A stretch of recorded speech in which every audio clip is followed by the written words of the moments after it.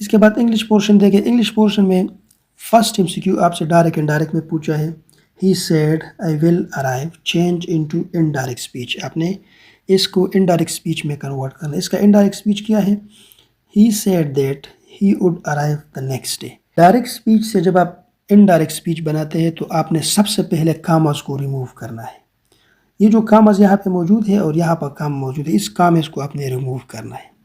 दूसरा काम आपने ये करना है कि add that before reported speech. Reported speech से पहले आपने दैट डालना है। ये दैट आपने डाल दिया और रिपोर्टेड स्पीच से पहले डालना है। रिपोर्टेड स्पीच कौन सा है? ये रिपोर्टेड स्पीच होता है जो कामा के अंदर होता है। तो इससे पहले आपने दैट डालना है। दैट आपने डाल दिया, कामा भी आपने रिमूव कर दिया। थर्ड नंबर आपने क्या करना है? If reporting verb is present और future tense don't change in indirect. यहाँ पर देखिए, ये जो कामा से पहले के अल्फाज होते हैं इसको हम रिपोर्टिंग स्पीच कहते हैं, रिपोर्टिंग ING वाला। और ये जो कामा के अंदर जो सेंटेंस है इसको हम कहते हैं रिपोर्टेड स्पीच। क्या कहते हैं? Reported speech. अब आपने क्या करना है? अगर आपके पास रिपोर्टिंग स्पीच यानी ये स्पीच ये प्रेजेंट में था या फ्यूचर में था तो आपने ये चेंज नहीं करना। लेकिन ये तो फ्यूचर और प्रेजेंट में नहीं है, ये तो ऑलरेडी पास्ट में है यानी थर्ड फॉर्म में है। सो इसमें आपने कोई चेंज नहीं करना। ही सेड आपने लिखना है, दैट आपने डाल दिया और कामा भी आपने रिमूव कर दिया। आपने change every present tense to its past tense. मिसाल के तौर पर आपके पास प्रेजेंट सिंपल है तो आपने पास्ट सिंपल में कन्वर्ट करना है। अगर आपके पास प्रेजेंट कंटिन्यू है आपने पास्ट कंटिन्यू में कन्वर्ट करना है। अगर आपके पास प्रेजेंट परफेक्ट है तो आपने पास्ट परफेक्ट में कन्वर्ट करना है। यानी आपने हर एक प्रेजेंट टेंस उसके पास्ट फॉर्म में कन्वर्ट करना है। लेकिन अगर आपके पास पास्ट टेंस का पास्ट सिंपल टेंस है तो आपने इसको पास्ट परफेक्ट में कन्वर्ट करना है। ये आप याद रखिए। पास्ट सिंपल में भी आपको आ सकता है तो आपने उसको पास्ट परफेक्ट में कन्वर्ट करना है थर्ड फॉर्म में। और अगर आपके पास विल है तो इसको वुड में कन्वर्ट करें, टुमारो है तो इसको नेक्स्ट डे में कन्वर्ट करें, नव है तो आपने दिन में कन्वर्ट करना है, येस्टरडे तो आपने प्रीवियस डे में कन्वर्ट करना है।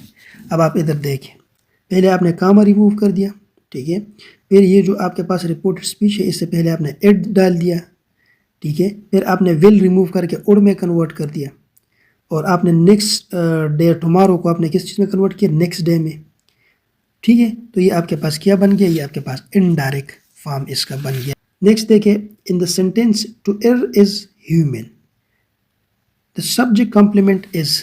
इसका सब्जेक्ट कॉम्प्लीमेंट क्या है? सब्जेक्ट कॉम्प्लीमेंट इसका ह्यूमन है। क्वेश्चन नंबर 30 देखिए, they met dash the bridge. इसमें कौन सा प्रीपोजिशन आता है? इसमें ऑन प्रीपोजिशन आता है। क्यों? एट ये स्पेसिफिक पॉइंट या प्लेस के लिए इस्तेमाल होता है। अगर इस सेंटेंस में फर्दर कोई वजाहत होता, ठीक है, मिसाल के तौर पर कि लोकेशन के बारे में बात होती कि ब्रिज के आसपास ये बंदे मिल गए तो फिर एट आता। लेकिन यहाँ पे फर्दर वजाहत नहीं है तो ये सरफेस की बात हो रही है। और सरफेस के लिए क्या इस्तेमाल होता है? On the road, on the table, on the bridge, ठीक है। इसके अलावा इन जो है ये किस चीज़ के लिए? इनक्लोज स्पेसिस के इस्तेमाल होता है। मिसाल के तौर पर रूम है, ठीक है, सिटी है। क्वेश्चन नंबर 31 देखें, teacher has given the homework to the students. इसका आपने पैसिव वॉइस बनाना है, ठीक है, वॉइस चेंज करना है। इसका पैसिव वॉइस क्या आएगा? आपको पैसिव और एक्टिव वॉइस का पता है। जो आपका यहाँ पे सब्जेक्ट है इसको आपने ऑब्जेक्ट की जगह लाना है, होमवर्क आपका ऑब्जेक्ट है और आपका सेकेंडरी ऑब्जेक्ट, इनडायरेक्ट ऑब्जेक्ट आपका स्टूडेंट है। डायरेक्ट ऑब्जेक्ट की जगह आपने पे सब्जेक्ट लाना है और यहाँ की जो ऑब्जेक्ट है ये आपने सब्जेक्ट की जगह लाना है। तो आपने ये जो द होमवर्क लाए हैं ये आप इसका ऑब्जेक्ट था लेकिन आपने सब्जेक्ट की जगह पे लिख लिया। और हैज़ के साथ बीइंग लगाना है और वर्ब का थर्ड फॉर्म लगाना है तो ऑलरेडी है। और जो आपका टू द स्टूडेंट्स है ये इसका इनडायरेक्ट ऑब्जेक्ट है और जो द टीचर है ये इसका सब्जेक्ट है। तो सब्जेक्ट जो है ये आपने कहाँ पे लगाना है? सब्जेक्ट आपने ऑब्जेक्ट की जगह लगाना है यहाँ पर, ठीक है। तो ये इस तरह भी आप लिख सकते हैं, the homework has been given to the students by the teacher. और इस तरह भी आप लिख सकते हैं कि the homework has been given by the teacher to the students. दोनों सूरतों में सेंटेंस आपका करेक्ट आएगा। नंबर 32 देखिए, होल्ड आउट इसका आइडियोमेटिक मीनिंग क्या है? इसका आइडियोमेटिक मीनिंग कीप्स और कंटिन्यूज जो ऑप्शन में था ये बनता है। टू कंटिन्यू और लास्ट, कीप या गोइंग। मिसाल के तौर पर the food will hold out for another day, मतलब जो फूड है, जो खुराक है, ये दूसरे दिन तक चलेगा। क्वेश्चन नंबर 33 पूरा नहीं पहुंचा है हमें, लेकिन इसमें फ्रेज आइडेंटिफाई करना था। सो फ्रेज क्या होता है? एक्सप्लेनेशन में हमने फ्रेज और इसकी टाइप्स यहाँ पे दिया है। देखिए फ्रेज क्या होता है? फ्रेज में सब्जेक्ट और वर्ब मौजूद नहीं होता और इसका कोई सेंस भी नहीं होता। Group of words that do not have subject verb agreement and इसका कोई सेंस भी नहीं होता, that is called phrase. Clause क्या होता है? जिसमें सब्जेक्ट और वर्ब मौजूद होगा और इसका सेंस होगा, सेंसिबल होगा। फ्रेज के पी टाइप्स कौन से हैं? नाउन फ्रेज है, नाउन फ्रेज में डिटर्मिनर होगा और एडजेक्टिव होगा और नाउन होगा। यहाँ पे देखें एग्जाम्पल देखें, द रेड कार, ठीक है। सो जो आपका कार है ये नाउन है और इसके आगे जो रेड है ये आपका क्या है? एडजेक्टिव है, दी क्या है? डिटर्मिनर है। सो ये आपका कौन सा फ्रेज बनता है? Noun phrase. Noun phrase noun का काम करता है, या नाउन फ्रेज में जो मेन आपका वर्ड है वो नाउन होगा। दूसरा मिसाल देखिए, a group of students enter the hall. इस सेंटेंस में अ ग्रुप ऑफ स्टूडेंट्स आपका क्या है? आपका ये नाउन फ्रेज है, और ये जो नाउन फ्रेज है इसमें मेन जो नाउन आपका मौजूद है वो स्टूडेंट है, और जो आपका अ ग्रुप ऑफ है ये इस नाउन को मॉडिफाई करता है या इसको फर्दर डिस्क्राइब करता है। सो ये इसके डिटर्मिनर और एडजेक्टिव है। वर्ब फ्रेज क्या होता है? वर्ब फ्रेज आपका मेन वर्ब और जो हेल्पिंग वर्ब इसके साथ है, इन दोनों को हम वर्ब फ्रेज कहते हैं। मिसाल के तौर पर आपके पास एक सेंटेंस है, she has been studying all night. यहाँ पे मेन वर्ब आपका स्टडिंग है और जो हैज़ बीन है ये इस मेन वर्ब की मदद करते हैं। इनको सबको हम मिलकर क्या कहते हैं? वर्ब फ्रेज, जिसमें मेन चीज़ आपका वर्ब होगा। They are playing cricket. So इसमें प्लेइंग वर्ब है और आर इसके साथ है, तो ये आपका क्या हो गया? ये आपका वर्ब फ्रेज हो गया। इसी तरह he will complete the task tomorrow. Complete आपका मेन वर्ब है और विल आपका क्या है? हेल्पिंग वर्ब है, तो ये दोनों आपका कंबाइनली क्या कहते हैं? Noun verb phrase. Adjective phrase क्या होता है?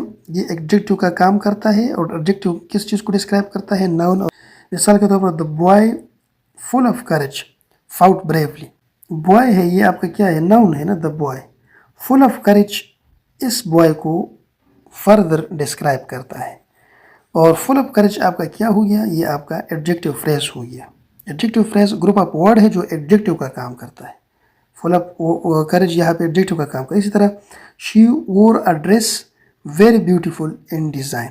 यहाँ पे ड्रेस आपका क्या है? नाउन है, और ये जो फ्रेज है वेरी ब्यूटीफुल इन डिज़ाइन, ये इस नाउन को फर्दर डिफाइन करता है, इसको डिस्क्राइब करता है, तो ये आपका एडजेक्टिव फ्रेज बन गया। The man with a long beard is my teacher. यहाँ पे मैन आपका क्या है? नाउन है, और ये विद अ लॉन्ग बियर्ड ये एडजेक्टिव फ्रेज है, इस मैन को फर्दर डिफाइन करता है। इसके अलावा प्रीपोजिशन फ्रेज क्या है? प्रीपोजिशन फ्रेज प्रीपोजिशन से शुरू होता है और इसके साथ ऑब्जेक्ट भी होता है, ऑब्जेक्ट पे एंड होता है। यहाँ पे देखिए, the book on the table is mine. यहाँ पे ऑन द टेबल जो है ना, ऑन द टेबल ये आपका प्रीपोजिशन फ्रेज है। ये ऑन प्रीपोजिशन है, प्रीपोजिशन से शुरू हुआ है, और प्रीपोजिशन का जो ऑब्जेक्ट है ये आपका क्या है? टेबल। तो ऑन द टेबल ये आपका preposition phrase. He walked through the forest. Through आपका क्या है? प्रीपोजिशन है, द फॉरेस्ट आपका इसका ऑब्जेक्ट है, तो ये आपका प्रीपोजिशन फ्रेज बनता है। The meeting is in the morning. In the morning ये आपका क्या है? प्रीपोजिशनल फ्रेज है। इसके अलावा पार्टिसिपल फ्रेज क्या होता है? A phrase beginning with a present participle, ING के साथ जो फ्रेज शुरू होता है, या थर्ड फॉर्म के साथ यानी पास्ट पार्टिसिपल के साथ जो फ्रेज शुरू होता है और किस चीज़ का काम करे? एडजेक्टिव का काम करे, इसको हम कहते हैं पार्टिसिपल फ्रेज। मिसाल के तौर पर running quickly, he reach the station. यहाँ पे ये देखिए प्रेजेंट पार्टिसिपल से शुरू हुआ है और ये इसके साथ एडवर्ब है, ठीक है, क्विकली एडवर्ब है। सो ये सारा जो है ना, ये सारा आपका क्या बनता है? ये आपका पार्टिसिपल फ्रेज बनता है, और ये एडजेक्टिव का काम करता है, ठीक है। Shocked by the news, the nation mourned. Mourned मातम को कहते हैं, ठीक है। सो यहाँ पे शॉक्ड बाय द न्यूज़ इसका क्या है? पार्टिसिपल फ्रेज है, क्योंकि ये थर्ड फॉर्म से शुरू होते हैं, पास्ट पार्टिसिपल है।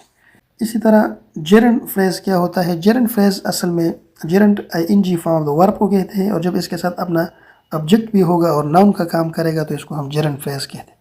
मिसाल के तौर पर रीडिंग बुक्स इम्प्रूव्स नॉलेज।